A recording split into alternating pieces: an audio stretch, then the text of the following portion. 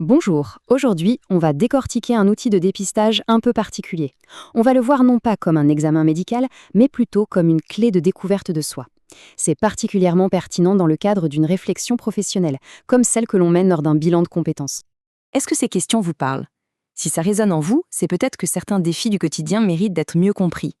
C'est souvent ce genre de situation, ce genre de ressenti, qui amène à vouloir faire un bilan et à explorer des outils comme celui qu'on va analyser ensemble. Alors, voici notre feuille de route pour aujourd'hui. On va suivre cette structure, comme ça tout sera bien clair, étape par étape. Allez, on plonge direct dans le vif du sujet.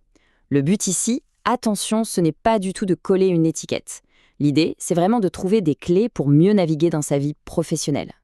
Ce test, il est donc très spécifique. Il se concentre sur les adultes qui, en apparence, ont l'air de bien fonctionner, mais qui, au fond, peuvent ressentir un décalage interne permanent. En fait, il cible précisément les profils qui passent souvent sous les radars des outils plus classiques. Et c'est ça sa vraie force. Il ne sort pas de nulle part. Il s'appuie sur des questionnaires qui sont scientifiquement reconnus, comme l'AQ, qui mesure les traits autistiques, et le 4Q, qui lui évalue spécifiquement le camouflage social. Grâce à ça, il peut identifier des profils beaucoup plus nuancés qui n'auraient tout simplement pas été repérés il y a quelques années. Passons à la deuxième partie. On va voir pourquoi ce changement de perspective est si important. La compréhension de l'autisme a radicalement évolué, et c'est crucial de mettre à jour notre vision des choses. Ok, cette diapo est capitale, parce qu'elle déconstruit les mythes. Non, on ne parle pas d'un trouble rare et forcément visible, on parle d'un spectre très large qui touche 1 à 2 de la population et qui inclut des personnes de tout genre avec des carrières brillantes dont le fonctionnement neurologique est simplement différent. Bon, maintenant, rentrons dans le cœur du réacteur, le questionnaire lui-même. Il faut bien comprendre qu'il n'évalue pas juste une seule chose, mais il analyse plusieurs facettes du traitement cognitif et sensoriel. Première dimension, la sensibilité sensorielle. C'est un trait hyper courant, mais souvent il est complètement mal interprété.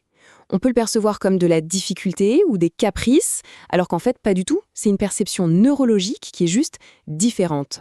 Ce témoignage, il illustre parfaitement l'impact concret que ça peut avoir au travail. On ne parle pas d'un manque de concentration, c'est une vraie surcharge d'informations sensorielles que le cerveau, il n'arrive pas à filtrer. Et le point crucial, ici, c'est que quand on comprend ça, on peut trouver des solutions concrètes. Il ne s'agit pas de faiblesse, mais d'un besoin spécifique pour avoir un environnement de travail adapté. Ça peut être demander un éclairage moins agressif ou pouvoir s'isoler pour exprimer tout son potentiel. Voilà une autre dimension clé, un style cognitif bien particulier. Là où la plupart des gens voient la forêt d'abord, certaines personnes voient en premier chaque feuille, chaque nervure. C'est ce qu'on appelle la pensée bottom-up, du détail vers le global. Et ça, dans le cadre d'un bilan de compétences, c'est juste fondamental. Il faut arrêter de voir ça comme de la rigidité. C'est une véritable superpuissance. Ce souci du détail, c'est une compétence extrêmement recherchée, une compétence sur laquelle un tout nouveau projet professionnel peut être bâti. On arrive maintenant à un concept, mais alors là, absolument central, surtout pour comprendre les profils adultes et féminins. Le masquage, c'est la raison pour laquelle tant de personnes ne se reconnaissent absolument pas dans les descriptions classiques de l'autisme. Le masquage, attention, ce n'est pas juste faire semblant, c'est un travail intellectuel constant et c'est absolument épuisant. C'est un peu comme devoir traduire en permanence une langue étrangère dans sa tête pour chaque petite interaction sociale de la journée. Et là, regardez bien ce chiffre, parce qu'il est vraiment frappant. 80% des femmes autistes pratiquent un masquage intensif, contre 40% des hommes. C'est une différence énorme. Et ça explique en grande partie le sous-diagnostic massif chez les femmes. Cette phrase, elle résume tout. Il ne s'agit pas de tromper les autres, mais de se protéger dans un monde social dont on ne comprend pas intuitivement les codes. C'est une adaptation développée depuis l'enfance pour pouvoir fonctionner et s'intégrer. Mais voilà, cette stratégie de survie a un coût terrible. Le masquage constant, ça puise dans les réserves d'énergie et ça mène très souvent à l'épuisement professionnel et personnel. Pourquoi? Parce que la personne a l'impression de jouer un rôle en permanence. Bon, alors on a les résultats de ce dépistage en main. Qu'est-ce qu'on en fait? Passons à la dernière section, la plus pratique, celle qui est vraiment orientée vers l'action.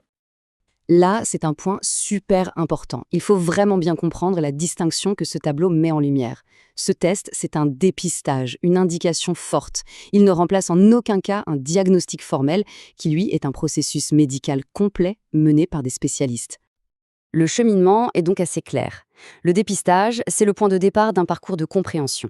Il ouvre des portes vers une exploration plus approfondie, si bien sûr cela s'avère pertinent et si c'est souhaité. Et c'est vraiment le message central. L'objectif n'est pas de s'enfermer dans une case. Au contraire, c'est un levier hyper puissant pour faire des choix de carrière qui sont enfin alignés avec son propre fonctionnement, et non avec le masque social qu'on a pu porter pendant des années. Et cette phrase, elle est souvent entendue par les consultants qui accompagnent ces démarches et elle est incroyablement révélatrice. Elle exprime le soulagement immense de pouvoir enfin mettre des mots sur un sentiment de décalage qui a pu durer toute une vie. C'est une validation qui est profondément libératrice. C'est la question que cette analyse nous invite à poser. Parce que se connaître, ce n'est pas une fin en soi.